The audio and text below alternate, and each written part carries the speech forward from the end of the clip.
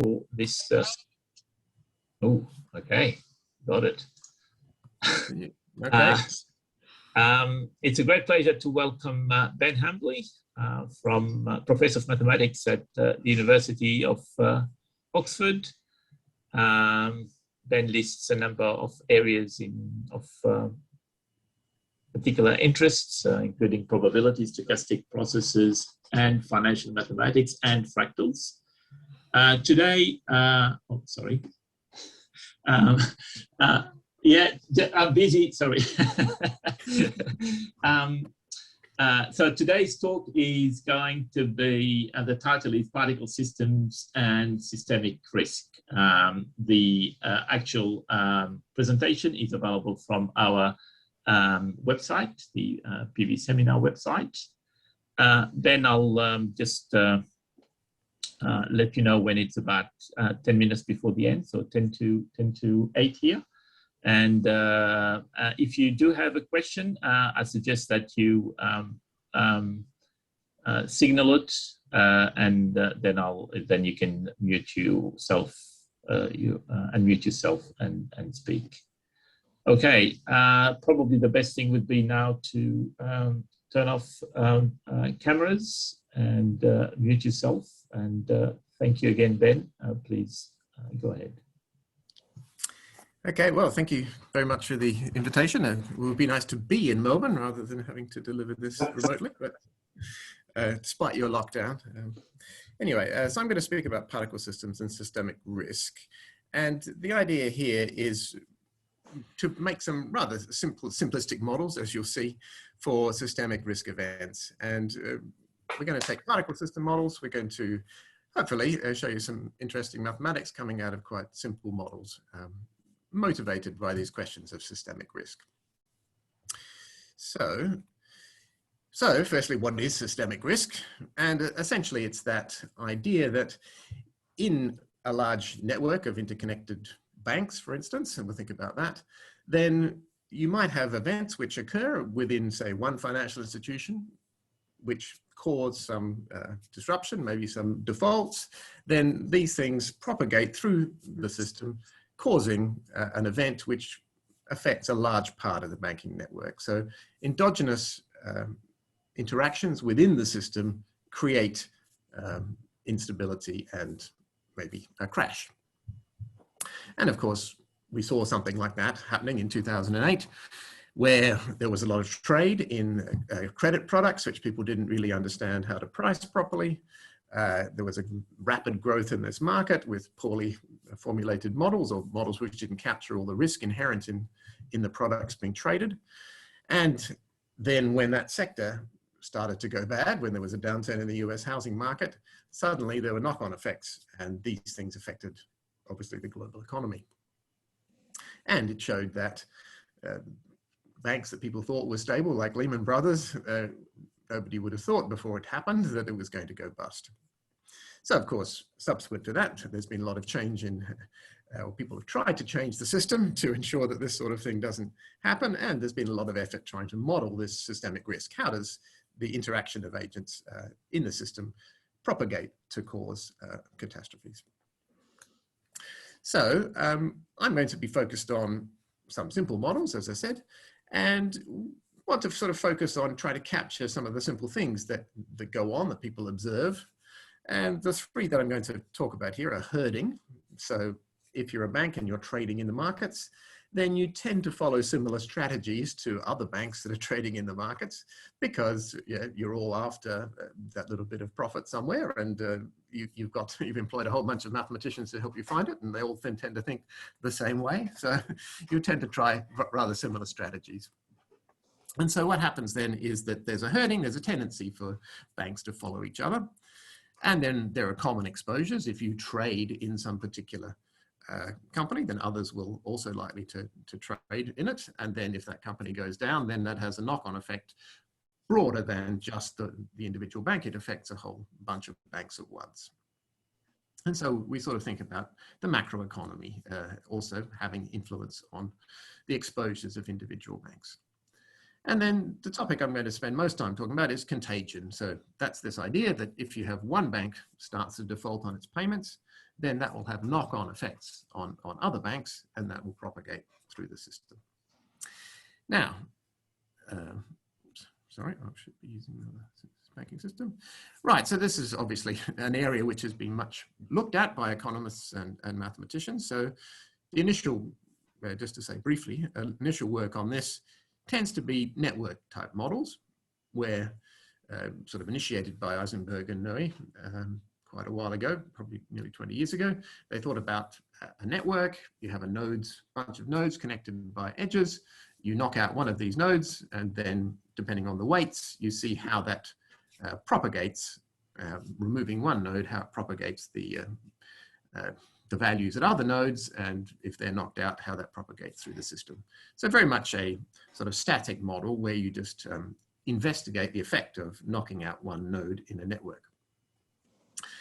Then there's interest in developing sort of dynamic models, and it's much easier to sort of ignore the network structure and move to a mean field setting where you assume that all banks are connected in essentially the same way. You don't worry about the underlying network structure. And then you can incorporate, it's easier to incorporate richer dynamics, stochasticity. But then, of course, you're simplifying in other directions. And the initial models on this, I've listed a few here, focused on simple interactions, right? So they didn't have built-in things like contagion. And then other large portfolio models were around, and I'm going to be sitting in this area of large portfolio models.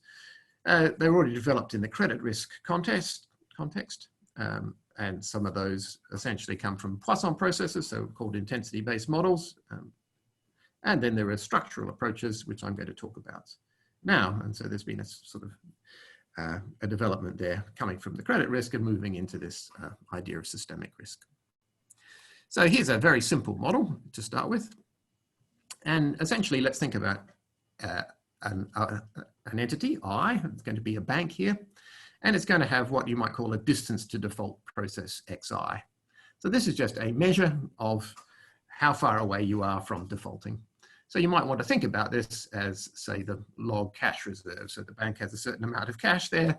As that goes down, if it gets to zero, then we've got no cash reserves. We can't meet our obligations, so we're in default. So very, very simple model for xi is to say it follows a Brownian motion with drift. And in order to incorporate some measure of complexity here, I'm going to have a common Brownian motion here, a W0, and an idiosyncratic Brownian motion. So xi, my ith entity, is driven by a Brownian motion which is common to everybody, and this idiosyncratic one which reflects its own particular situation. And then we're going to run this until a default happens, and for us a default is that this distance to default process hits zero. So tau I is just that hitting time of zero. So you start from some initial law, you run your process until it's hit zero. So you've got a whole family of these. So let's think about, say, capital N entities. Then we could look at the empirical measure of this. So here we are, we're just looking at all the banks that are alive. Here's a delta mass, a unit mass at xi. We're giving each mass weight 1 over n, and we're only counting those that haven't defaulted yet. So this is the living banks, if you like, in my system. And then what we're going to care about are things like the loss from the system, which is all the banks that have defaulted. So in terms of this empirical measure, it's 1 minus the total mass in the open interval 0 to infinity. So that's our loss. So as you see, very simple. The only thing we've incorporated here is what you might think of as common exposures. Everybody's exposed to the global economy here. And of course, this is very simple to analyze. If you take n to infinity, so that's thinking about things in a mean field sense, then this empirical measure will converge to the probability of, the probability distribution of one of your particles up until its hitting time of 0, conditional on that common noise. So that's just a classical result. And you can look at the dynamics. So you can ask, how does this evolve in time? How does this measure evolve?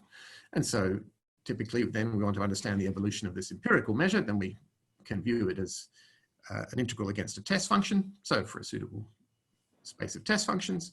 You can look at the action of the measure on the test functions and apply Ito's formula. You can get an SPDE, so a stochastic partial differential equation, driven by one Brownian motion here, which describes the evolution of that empirical measure through time. So this is a sort of macroscopic description then of the whole system, if you like. And so you might be interested in, say, how that loss function evolves. If you're interested in credit, for instance, then you can price credit derivatives or whatever of the loss function coming out of this equation here. So this is a sort of simple first approach to this type of question. And in fact, you can, let me simplify it a bit further. So if your measure has a density, V, with respect to the big measure, then that density would satisfy an SPDE of this form. So here we're thinking about V at time t. So this is the density at time t, has a drift, and that drift is given by the derivative of the V. Then you've got a diffusive part coming from the Laplacian applied to V. And then here's the noise, which is driving the system.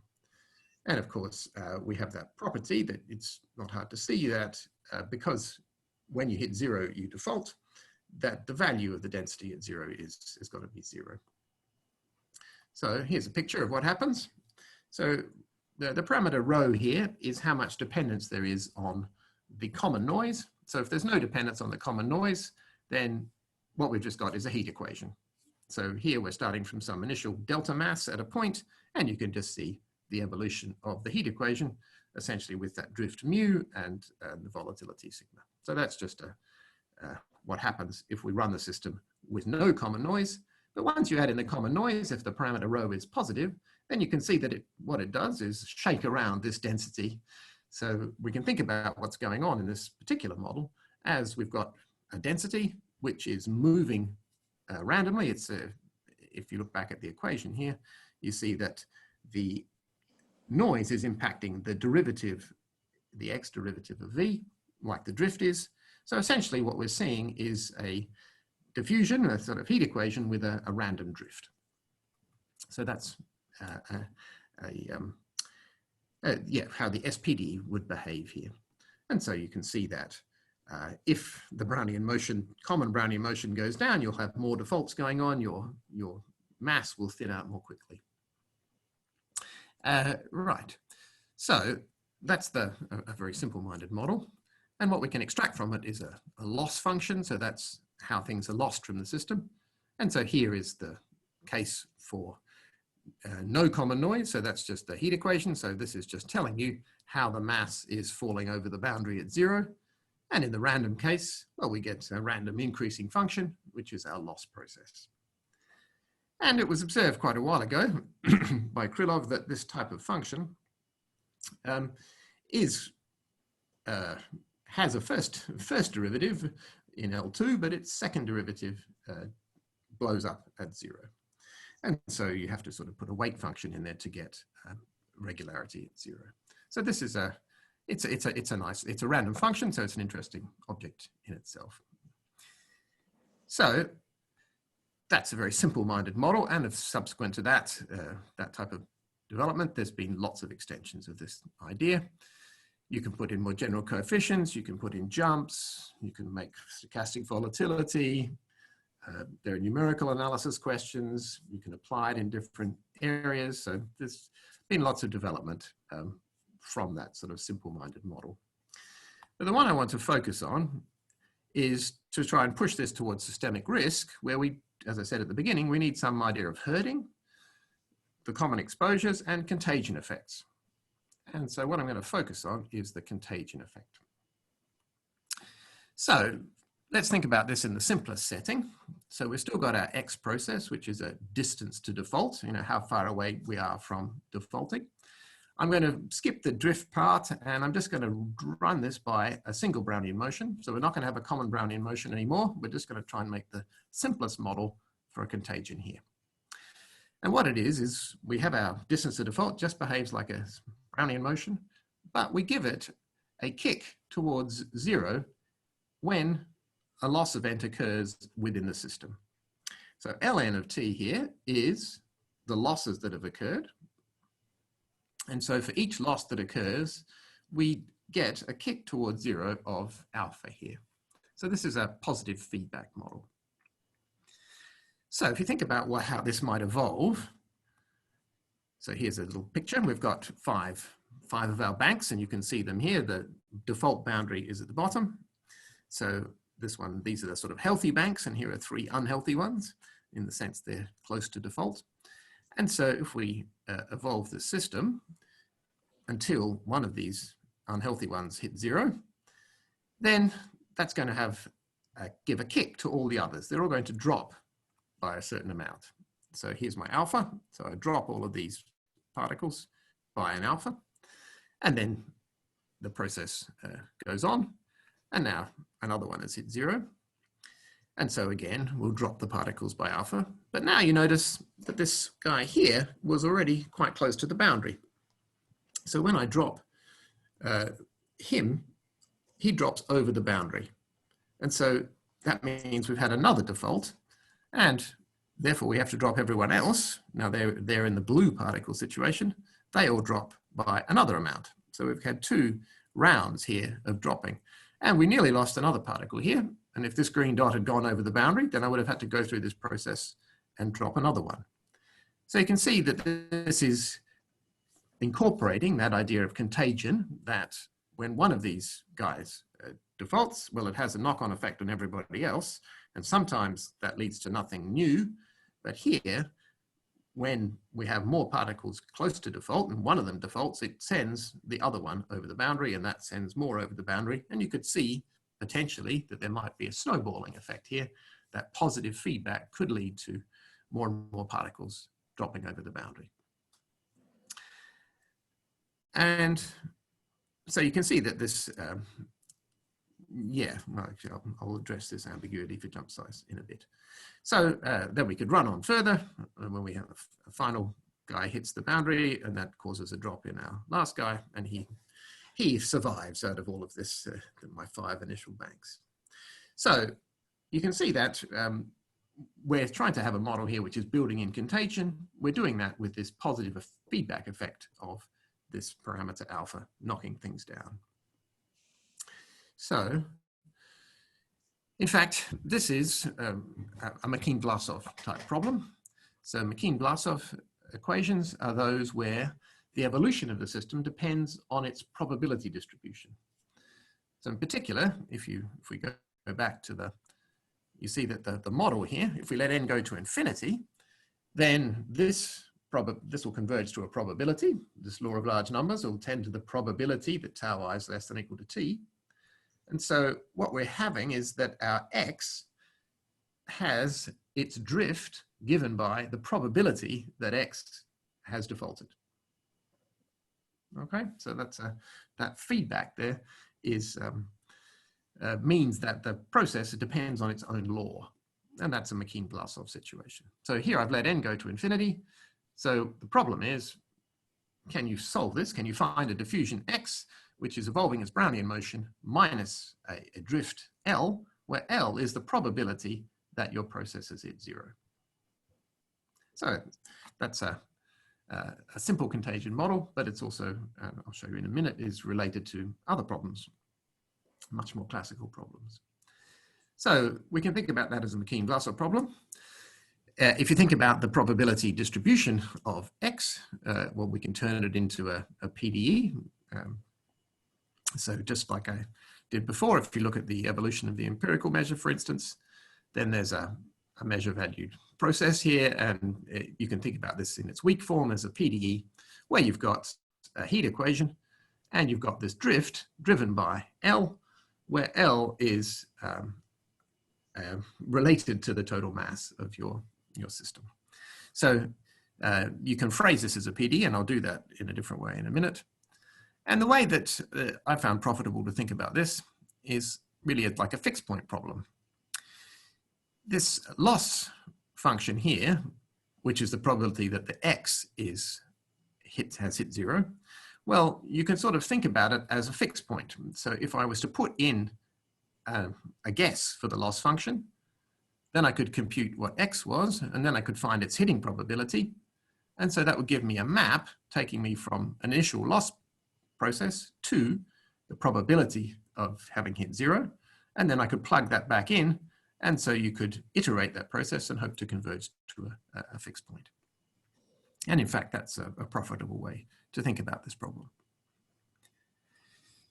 So that's our contagion model, but it does relate to the classical, well, not quite the classical Stefan problem, but the Stefan problem, which is comes from the 1880s, I think. Stefan, the physicist, was interested in the problem of ice and water. What's the interface between ice and water, and how does that move? And so that's a free boundary problem, and here's the sort of picture. You think about V here is our temperature. We've got a region of ice here, and L here is the interface between the ice and water. So the water is at a positive temperature, and so of course that means that there's excess heat energy in the system, so it's going to melt the ice, and this L will travel in this direction here. And so we can write down a heat equation here in the region where X, we know it's fixed here, the ice is at temperature 0. For X bigger than L, well, then we have the heat equation going on. And at the point L, the value, the heat is 0. But what you have is that the way this front moves is driven by, so the gradient here of the heat at that interface point gives you the speed of travel up to some physical parameter beta of this interface. And so what happens here is that as you move in this direction, the faster you move, the flatter this curve becomes, and so that will slow down your movement, and so your ice will retreat in a nice orderly fashion. But that's not quite the situation that we have. If we're going to connect this with what we're doing in a minute. What we have is a different version, which is what's called the supercooled Stefan problem. So same sort of problem, but now we think about the supercooled water case. So the water here is below 0. So you can do this, you can cool water below 0, provided it's very pure. It will sit in a liquid state, even below 0. And then you've got your ice region here and your water, but as the water is below 0, it will freeze. And so the interface will move in this direction. So if you think about this type of problem, well, we've still got a 0 value at the interface, but as the interface moves in this direction, then the faster it moves, the steeper this gradient will get, and that'll cause it to move faster. And so you'll get this, instead of a nice, smooth, orderly behavior of the interface in the classical case, here in the supercooled case, you can get a situation where essentially there's you can get sort of what people call sort of instantaneous freezing, and you see a very rapid movement of this interface. So how are we doing for time? Yeah, so we can even have a look on you can have a look on the internet, and you can see pictures of this happening. You just, yeah, if I can just do that. Let me just see about this. Sharing. So let me just try and see if I can get my. Where are we?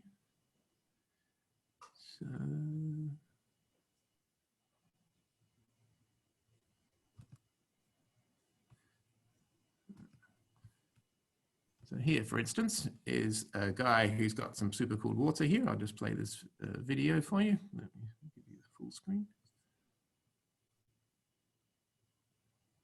So hopefully you can see this. Here he has a supercooled water, Fiji water, very pure, very nice. Hits it there, and you can see that's interface propagating rapidly down and freezing the whole thing. So that's the case. You see that transition moves quite rapidly through here. You can see even more rapid behavior if you start with a similar thing here. Hopefully this will work. Yeah, here's water in there, it's super cooled. So then now we give it a more aggressive shake and it freezes instantaneously.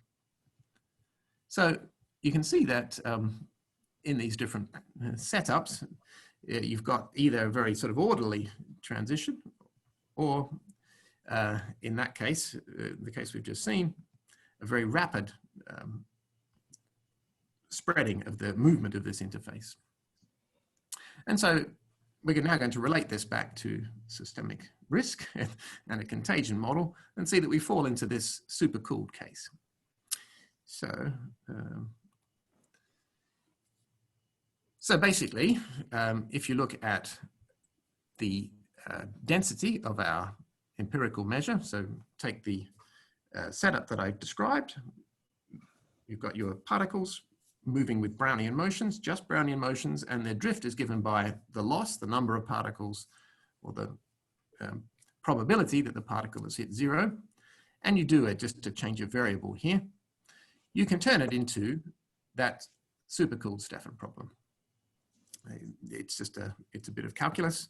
Sorry, I'm going back. So here, because the way the parameter alpha was introduced, we have that the region which you move in is alpha times LT. It's zero at that interface. And again, the speed that it moves is determined by the gradient of the function B. So this is the supercooled Stefan problem. And so as you saw in the videos there, you can have a situation where you've got either nice sort of regular flow of the interface, or you can have a situation where it sort of moves very rapidly and everything instantaneously freezes. So we really want to understand the difference between those things. Sorry, I'm going the wrong way here. Yeah. So that's I've shown you the Stefan problem, but there's also another problem in neuroscience, which is very similar to this, and that's the nonlinear, leaky, integrate and fine model. And essentially, this was analyzed in a similar fashion some time ago. And that model, essentially, you think about your neurons. You have a diffusion describing the activation state of a neuron. When it hits an upper boundary, then it fires, and it can affect other neurons in a mean field way. So everybody gets a little kick, increases their own activation. And so after a neuron's fired, it gets reset. And so what you can have is that, similarly, if one fires, it can cause others to fire, and you can get a feedback effect until the whole system undergoes a jump. And so, this is a sort of ubiquitous situation when you have feedback within a system. And so this neuroscience paper was quite helpful here because they dealt with some of the issues that come up because they're quite similar to the ones that we're talking about here. So it was known that there were nice solutions here, unique, continuously differentiable solutions, provided that alpha parameter, the amount of kickback that you get, is small enough. And this was starting from delta mass, but so it turns out to be quite critical how you start and the size of alpha. These things are quite related if you want to get nice solutions, or if you want to see what can go wrong here, which is a blow up. And so what was found in this neuroscience world was that, well,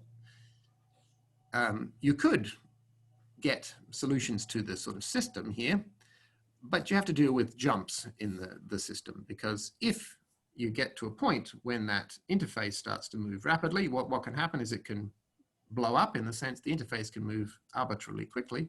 And so then you essentially get a jump in your loss function, or where your interface is, it'll actually jump.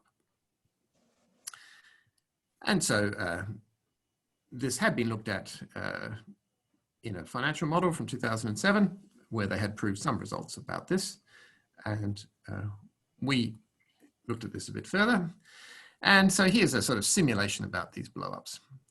So we know that if alpha is large enough here, so the kick, the amount that each particle affects all the others is large enough, then you can't have continuous solutions. And so here's a sort of simulation of this. You start with a lot of mass near zero and sort of less mass, so the intensity of color tells you how much mass there is. And then as this evolves, well, some of the mass starts to get lost, and at some point, too much is lost. You get a jump, and everybody everything gets, whoa, sorry. Yeah, everything gets shifted down by a chunk. And so, and then the same thing happens here. After a while, enough mass is accumulated near the boundary that you get feedback, and then everybody will jump again, and only this upper mass is left. So it was known that this could happen, and here's the sort of numerical simulation of it. And in fact, it's not hard to see that if the alpha is bigger than twice the initial point here, or the initial, the mean of your initial distribution. So if we started with a point mass at m0, if alpha was bigger than that, then we can't have continuous solutions. And I'm just giving you this argument because I always think it's quite cute. So what we have here is our process x, and remember we're running it up until a stopping time, tau, the time that x hits 0. So x lives in a positive line, so it must be bigger than 0. And because of the way we've constructed it, we've got our initial point plus the Brownian motion run up to that stopping time, minus the drift, which is given by this loss function. And so if you just take expectations through here, then we know that, well, this is positive. x0, well, the expected value is this m0 that I mentioned here. Expected value of the Brownian motion will be 0 because we've got a stopping time here. And so we get that m0 must be bigger than alpha times the expected value of the loss. So if you let t go to infinity, this is a nice bounded function. We can take t through here. The stopping time, we've got a negative drift. It'll be finite almost surely. And so in the limit, this we're certain to hit 0. So L infinity here is equal to 1. So that means if I write down, so if I let t go to infinity, I'm going to get L of tau here, L of that stopping time. So the expectation is the integral of L against its distribution, but that is the distribution. So we've got an L dl here because the distribution of tau is L. So that's just an integral. We're just going to get the square of our loss function. And because we start at 0, no losses, we've got 1 at the end, we know that m must be bigger than this for it to be continuous. And so you can see that if alpha was too big, then we've got a contradiction. So in order to do this, we had to have continuity here. So therefore, we can't have continuous solutions if alpha is too big. So what happens then when this breakdown occurs? So you might think about it this way. Before we have one of these jumps, we've got a picture like this of the density process. And what happens, what will happen is that when we start a jump, then a certain amount of this, there's too much mass essentially near 0 here. So when the mass goes on, so here we're shifted down, then the amount that's going to be lost here must be matched by the distance that it's moved here. And this is what the idea of a physical jump condition is. So how far down do you go? Well, the amount that you drop is the measure of what was near the boundary in the region 0 to alpha times the change in the loss here. So essentially you look for the smallest solution to this. And that's the sort of what we call the physical jump condition. That's the most natural condition. There may well be other solutions to this which are bigger, but we need to take the smallest one. And so the jump in your loss function at time t is the smallest x such that you have this balance that the mass in the region from 0 to alpha x in the sort of neighborhood of 0 here, we want the smallest x such that this is less than x. And so that defines us our jump condition here. So that's the bit that we're going to lose here. And so that's determined. So balancing this with the size of the jump is what you do to get the natural solution. Another way of thinking about this is to do a sort of iterative process. So if you think about, let's fix some epsilon, let's look at taking a small amount of mass, 0 to alpha epsilon, and calling that our first loss, and then just sort of plugging that back in. Let's find L1, which is the amount of mass in 0 to alpha epsilon plus the amount that we just lost.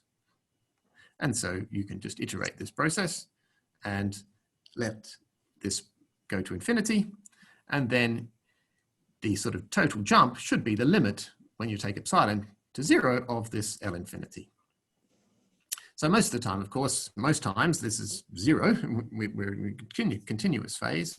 But if we're at a point when there's too much mass sitting near 0, then this can accumulate and we can get a jump. And so this is another way of seeing more related to that initial particle system approximation that I gave you of how much mass accumulates and therefore how much drops over the boundary. So that's a couple of ways to think about what happens when we approach this jump point. So results that we proved were that if your initial density has some decay near 0, then you can essentially, you won't blow up immediately. You will get a existence of a solution up until some first blow up time. And we show this by a fixed point argument. So we work in this space S here. So you think about H1. So these are continuously differentiable functions in L2. And so we control the derivative here with t to the minus gamma. So gamma is some number in 0.5. So we're saying that essentially we work in a space where there's this blow up in t of order t to the minus gamma. So we can control the blow up by t to the minus gamma. So the theorem is that there is a fixed point for the map gamma, and the map gamma was the one which takes you from, if I put any loss function into it, then gamma produces for me the loss that I would get. That is the probability that my X process has hit 0 by time t. So a fixed point argument here, you can prove that in this space there is contraction. So provided that you work in the space with this type of Holder regularity for your loss functions, so these are increasing functions here, we can show some stability in this class. And so, and we've got contraction, so we get a unique solution, essentially in the all increasing functions of Holder continuity up to a half here. So that's the an initial result we had, and that gives us uniqueness of the solution to our McKean-Vlasov problem here up until the blow up time. And so that's this explosion, and by blow up here we mean where the H1 norm, so the derivative is what goes to infinity. That's telling you that your interface, if you like, or your loss function has infinite speed, and so it undergoes a jump. And this, in fact, this loss function that we get, well, it's an increasing function, and we proved that it is the minimal. It's the one which is less than any other cat-lag solution under the physical condition. So, yeah, so we have a result then about uniqueness up until an explosion time. So quite recently, this has been superseded in that Delarue, Natocci, and Skolnikov proved a global uniqueness result here and started from an initial condition with finitely many changes of monotonicity. Essentially, your initial condition just flips sign finitely often. Then they proved that there was a unique solution, a unique global solution with this minimal jump condition. And they proved exactly what happens when a jump occurs, that there are root T singularities. And yeah, it's a very impressive piece of work here. And the obstruction they had to overcome really was what happens after a jump. Because after a jump has happened, then your density is sitting at it's not 0 at that point. So you have to work out how to restart things from a solution, a density, which is order 1 near the boundary. And they were able to do that in a very nice piece of work. So, and this of course gives you it went beyond what people knew about the Stefan problem itself. You can go back to the classical, well, not the classical one, the supercooled Stefan problem. And this gives them a way of solving that problem probabilistically for all times, which there have been a lot of previous PD literature which couldn't do that. They were always ran up to the blow up time and couldn't solve the problem over the complete history of this, all time. Okay, so I just now want to bring this back and talk about the systemic risk model. So here I've just been focused on the contagion effect. So at the start, I said, we want to actually use this in systemic risk. So that means we'd like to incorporate other features, not just have a Brownian motion and the most simplest form of contagion. And so we wanted these effects, a herding effect, common exposures, and contagion. So, as we said, if you start with banks, well, we're thinking about default occurring when the value of some asset hits a lower boundary. And so for what I'm going to talk about, I'm not going to think about this sort of instantaneous contagion that we talked about so far. What we will do is model contagion by essentially letting it spill out into the system in a slightly slower way, a sort of more realistic model, if you like, in that if you have an asset I, then and somebody else defaults, then that's transmitted to you via a kernel here.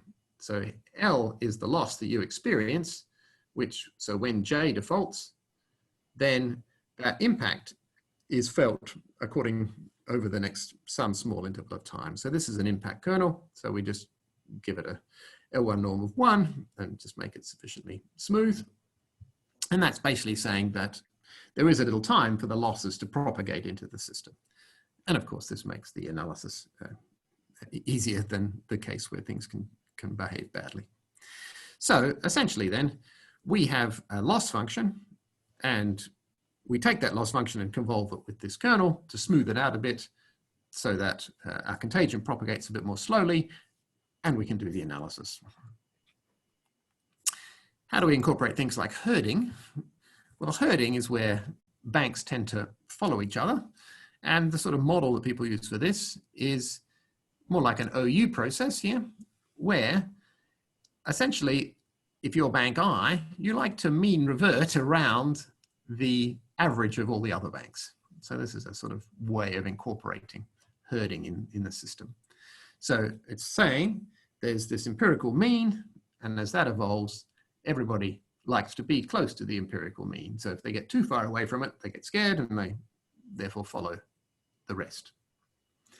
And I've also got this common noise here, like we had before, and an idiosyncratic noise. So this was the Carmona-Fuchs type model. We have a slightly more different because we allow defaults out of our system, so we have to compensate for that in different ways. But essentially think about herding in this way, that there's a mean behavior that's out there, the sort of empirical mean of the whole system, and people like to be not too far away from that empirical mean. And so if we were to write everything out then, sorry, this is a bit of a messy slide, but the idea would be to model the distance to default by a drift term, some pi here, so some weight to do with the weights for the individual banks, then their mean, this is the mean reversion term. So here's the, we're interested in bank J. Here's the averaging over banks I with some weight. And we average over them when they're alive, but well, then there's going to be when they default, there'll be some money that comes back into the system, what's recovered, or maybe the bailout happens, the Bank of England or central bank puts this back into the system.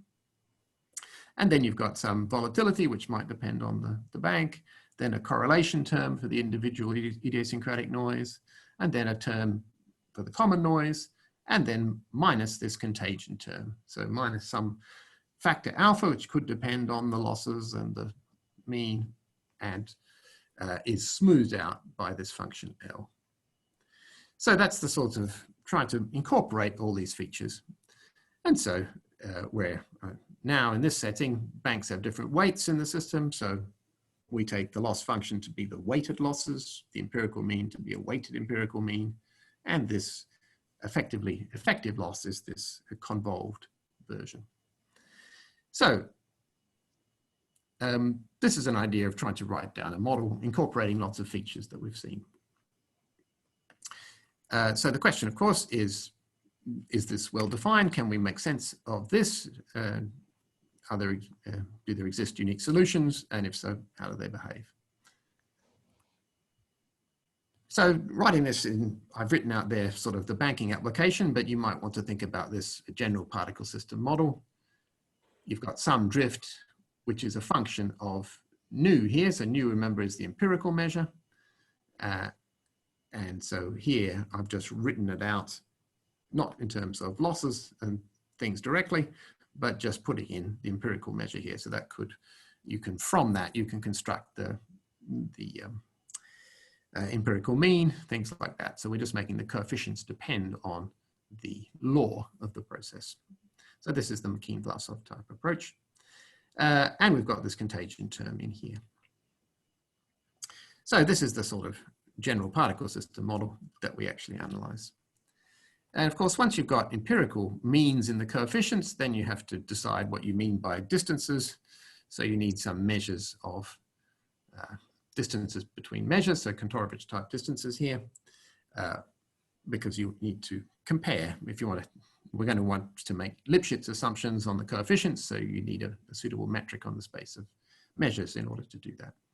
So just to say, this is the sort of metric that we would use. So you just look at the supremum of the differences integrated against Lipschitz functions.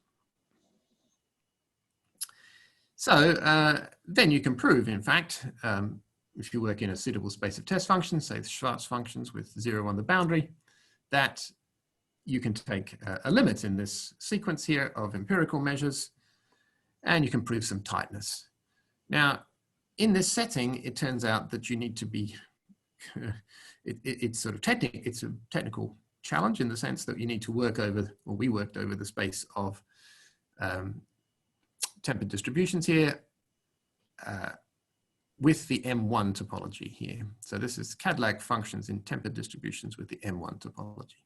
So don't worry, that's the sort of technical setting that you need to work in here, because it's hard to prove things in the standard J1 Skorohod topology, but M1 is better adapted to situations where you have jumps in your system. So we proved tightness in this space. So we have the empirical measure and the Brownian motion here, because that's the common Brownian motion. So you get a limit point, which is a nice measure valued processes and satisfies the sort of regularity conditions you'd hope for. And there's therefore a nice stochastic PDE that it satisfies. And you can show that things like the loss function also converge, or the empirical means also converge weakly, which is sort of what you want in the right spaces here. So essentially, there is a nice limit. And then if you have a density process, and in fact, you can show that it's got an L2 density, and so you can write down a sort of a stochastic PDE in a more classical sense, driven by this Brownian motion, with the effects that we wanted. So here, a herding effect would be in here, a contagion effect over here, and the common exposures here. So you can see that we can sort of incorporate all the features that we need. Yeah, and you can even give a nice expression for the way that loss function evolves, involving the volatility in the derivative. And yeah, this is just something you can extract by integration by parts. Okay,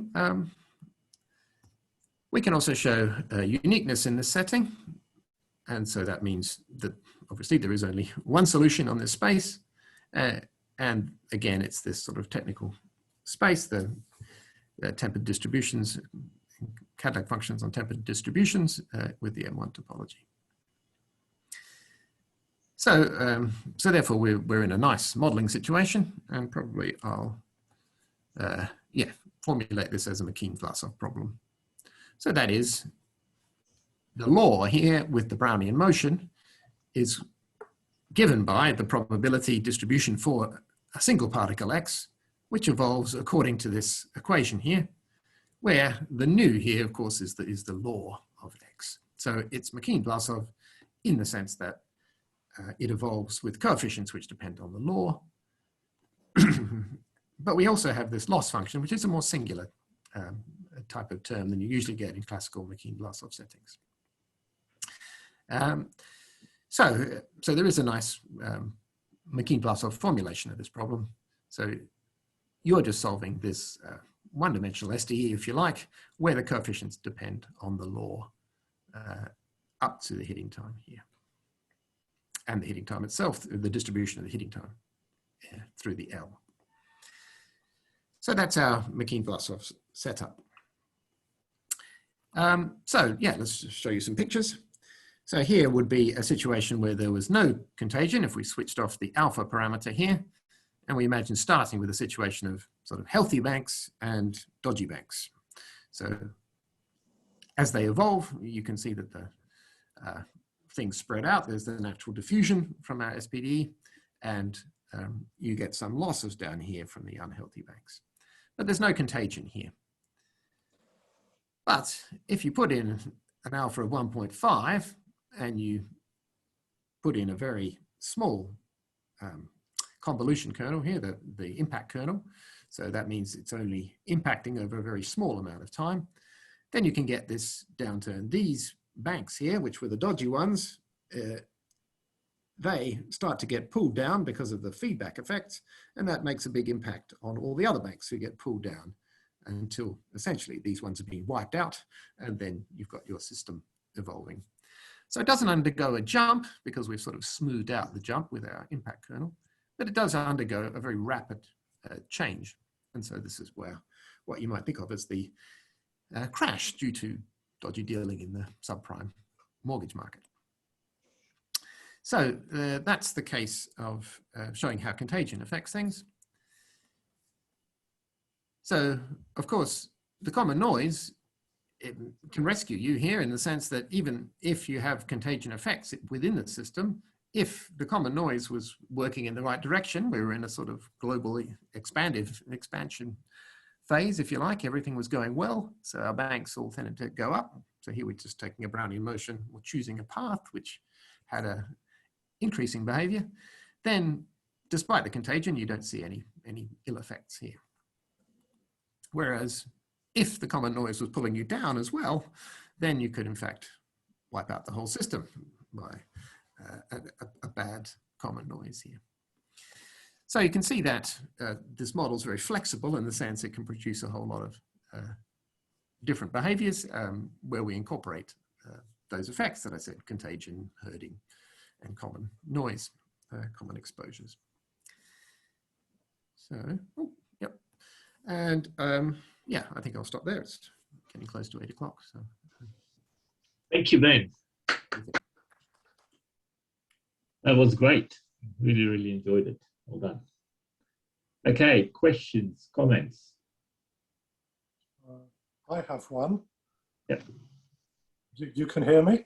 Yes, yes, absolutely, yeah. But what does the regulator do with these equations? Okay, that's a good question, and one which I am trying to explore at the moment. If I look at my model here, so this is the sort of potential model that we might use. I sort of think about this. So what does the regulator want to do? They want to have a control problem, and either they want to do something like work out whether there should be a gamma here, whether you should put money back into the system to keep it afloat. Yeah. So that's the sort of bailout question. So the question would be, what can I do with a gamma here? Does that improve the situation? So essentially, you would like to formulate this as a control problem. You'd say you need some measure of the activity that you want to eliminate. So maybe large movements in this loss function.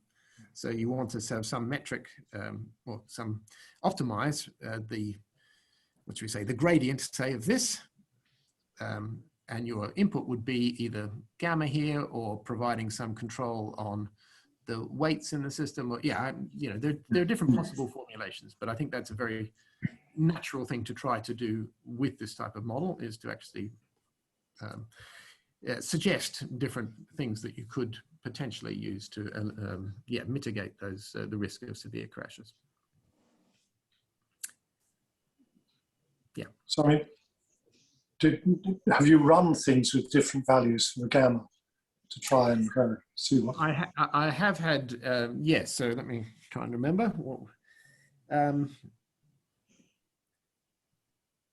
Yeah, so it's possible. You know, you put in enough money, you keep the system solvent. So it's about trying to work out. You want to put the minimal amount of money in to maintain to reduce your crash. You know, there's a on the whole, there. you somehow want to take that money out of the banks in advance so that you can put it back in when they crash, don't you? So it's the control begins even a little earlier. Yeah.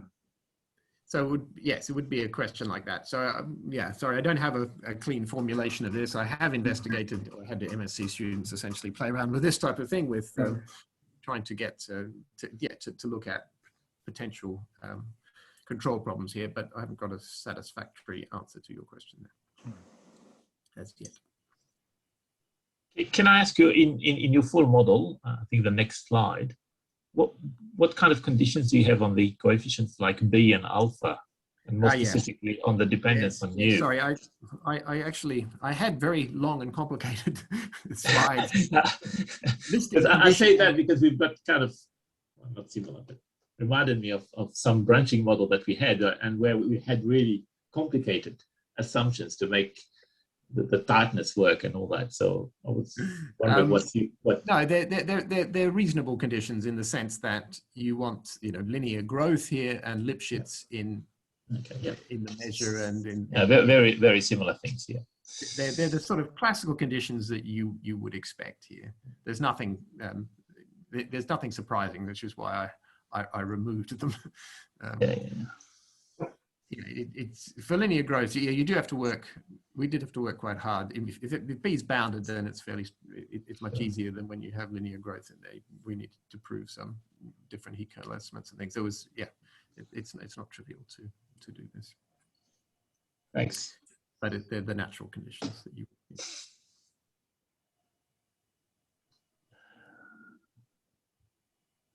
Any other question or comment?